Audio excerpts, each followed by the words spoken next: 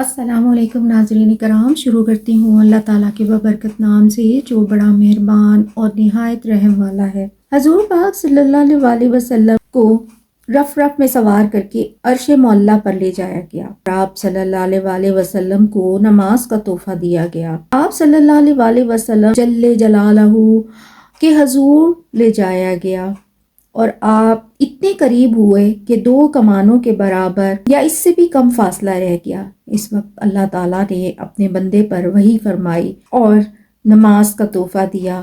آپ کی امت پر دن رات میں 50 نمازیں فرض کی۔ آپ صلی اللہ علیہ وآلہ وسلم واپس ہوئے تو حضرت موسیٰ علیہ السلام کے قریب سے گزرے۔ انہوں نے پوچھا آپ کے رب نے آپ کو کس بات کا حکم دیا؟ انہوں نے کہا کہ مجھے 50 نمازوں کا حکم ہوا۔ حضرت موسیٰ علیہ السلام نے کہا آپ کی امت اس کی طاقت نہیں رکھتی، اپنے رب کے پاس واپس جائیے اور اس میں کمی کا سوال کیجیے۔ آپ صلی اللہ علیہ وآلہ وسلم نے حضرت جبرائیل علیہ السلام کی طرف دیکھا، انہوں نے اشارہ کیا کہ ہاں آپ چاہیں تو۔ آپ صلی اللہ علیہ وآلہ وسلم واپس ہوئے اور 10 نمازیں کم کر دی گئیں۔ اس طرح کمی کرتے کرتے اللہ تعالیٰ نے 5 نمازیں کر دیں۔